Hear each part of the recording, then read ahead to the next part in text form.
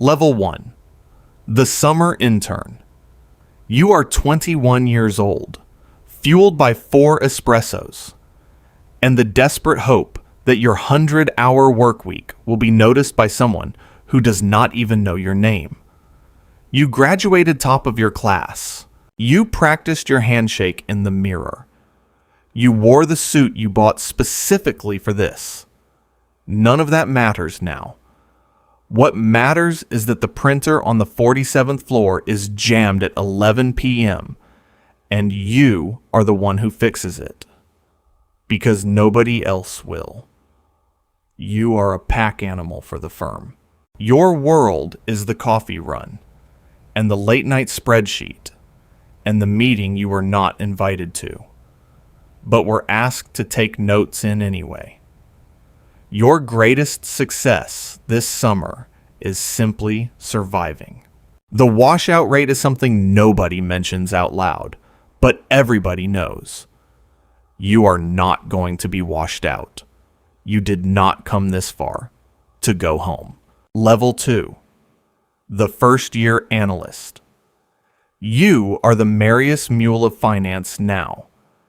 You carry the weight of 1,000-page pitch decks and dead-end data requests, and the specific exhaustion of a person who has not seen natural light in 4 days. Your world has shrunk to the blue glow of 3 monitors. While the sun rises and sets outside windows you never look through. You live in a cubicle. Your back screams for a chair. You are not allowed to leave. Your eyes begin to fail from staring at flickering terminals until 3 a.m. You find the errors nobody else found. You fix them before anyone notices. You are invisible and essential at the same time, and you are learning that those 2 things can coexist for years before anyone resolves them in your favor. You meet her at a friend's birthday party. On one of the 3 Saturdays this year, you actually left the office before midnight. She thinks your intensity is interesting. You think her calm is everything you do not have. You start dating in the small windows between deadlines. She learns quickly that the windows are very small. Level 3. The associate. You have survived the first washout. You are an associate now, and the pressure has not decreased. It has shifted. You are the bridge between the analysts grinding through the night and the senior people presenting the work in the morning. Every decimal point that goes in front of a client passed through you. Every error that survives to that meeting is your error now, regardless of who made it. This is when the job stops being an adventure and becomes the thing that feeds your family. You got married last spring. Small ceremony. Her family. Your family. A weekend you actually protected from the calendar for once. She looked at you across the table that night, and you felt something settle in your chest. You told her it would get easier. You believed it when you said it. The friends who do not work in finance have mostly stopped calling, not out of anger, out of arithmetic. You are never available. And eventually, people stop trying. Level 4. The vice president. You are a deal breacher now. You no longer just crunch the numbers. You sell them.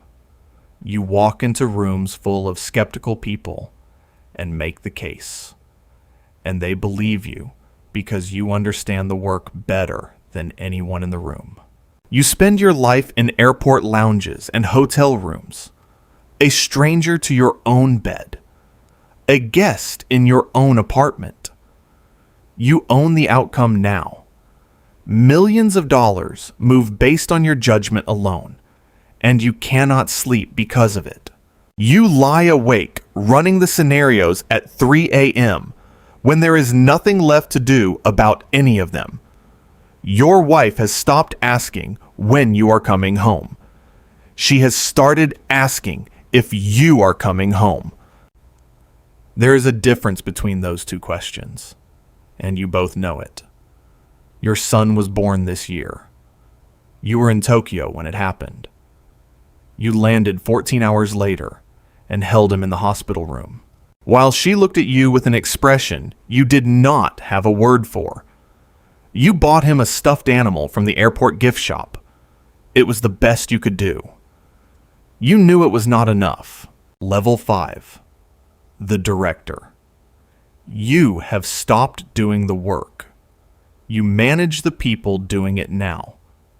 You watch your junior bankers, the way someone who has walked a dangerous road watches someone about to walk it.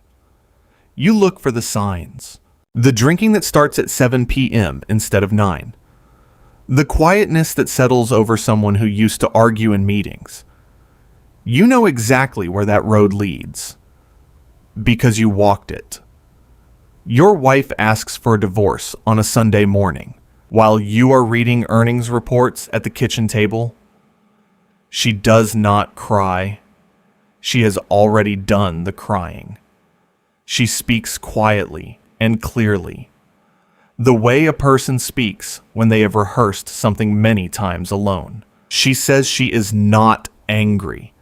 She says she has simply stopped waiting for a version of you that is never coming home. You do not argue. You know she is right. The lawyers handle everything within 3 months. You see your son on alternating weekends. His name is Daniel. He is 4 years old. He calls you Daddy. But he does not run to the door anymore when you arrive. He has learned not to expect you at any particular time. Level 6. The managing director. Your name is on the door now. You run a sector. You decide which deals get the full resources and which ones wait. Every decision has downstream consequences for people whose names you know, and hundreds whose names you do not. You are extraordinarily good at this. You are also aware that being extraordinarily good at this is the reason your son spent last Christmas with his mother and her new boyfriend, while you closed a deal in Frankfurt. Daniel is 7 now. You pick him up every other weekend when you are in the city. He is quiet around you, in a way that breaks something small inside you every time. Not hostile, just careful. Like a child who has learned to manage his own expectations about you. You take him to the park. You buy him things. You try to be present in the hours you have. You drive him back on Sunday evening and watch him walk through the front door without looking back. You sit in the car for a long time before you start the engine. Level 7. The senior partner. You sit in the Imperial Council now. Every word you say is a wager. A single misstep can end a 20-year career in a conversation that lasts 4 minutes. You have learned to say very little and mean everything you say. You walk past the stern portraits of the founders every morning. You brief the board on threats, market crashes, regulatory exposure, geopolitical risk. That did not exist as a category 5 years ago. You met someone 2 years ago at a charity dinner. She is a lawyer. She understood immediately what she was getting into. That clarity changed everything. You did not have to explain the hours, or apologize for the phone calls, or pretend the job would eventually shrink to fit around a normal life. She already knew it would not. You got married quietly. Dinner with close friends. No speeches. She squeezes your hand on hard mornings before you leave. It is a small thing.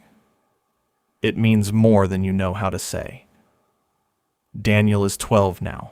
He comes to you every other weekend and sometimes calls in between. The calls are short. He talks about football and school and a girl in his class he is too nervous to mention by name. You listen carefully. You ask the right questions. You are learning, slowly and too late, how to be present in the time you actually have, instead of apologizing for the time you do not. Level 8. The Chief Executive Officer. You carry the weight of 10,000 employees and millions of shareholders, and a firm whose name appears in headlines you did not choose, and cannot fully control. You sleep 4 hours a night. You stare at the ceiling and count the risks. The regulatory exposure. The trading positions that concern you. The talent you are about to lose to a competitor. You manage crises that never reach the public. You stop collapses in rooms that do not appear in any official record. Your second wife is steady in a way that still surprises you. She does not compete with the firm for your attention. She simply occupies the space that is actually hers and asks nothing of the space that is not. You eat dinner together on the nights you are home. You talk about her cases, her clients, the world outside the building. Those dinners are the only hours of the day when you are not the CEO. You guard them carefully. You do not always succeed. Daniel is 17 now. He is tall. He looks like you did at that age, except calmer. He visited the office once and stood at the window looking at the city below and said nothing for a long time. Then he turned and asked you if it was worth it. You did not answer immediately. You told him it was complicated. He nodded like he already knew that, and the question had not really been about the answer. Level 9. The Hedge Fund Titan. You left the firm. You built something of your own. Just you and a handful of people you trust completely, and capital that could move markets if deployed correctly. No committee, no consensus, no politics. You see the trade, and you make it. You are right more than you are wrong. And the years when you are right, the returns are the kind that get written about. You have built a gilded cage, and you are the only one inside it. The people around you want things from you. Access, capital, influence. You receive this with a stillness that reads as power and is actually just exhaustion dressed carefully. Your signature alone can move entire markets. Not one of the millions of people affected will ever know your name. You made your peace with this.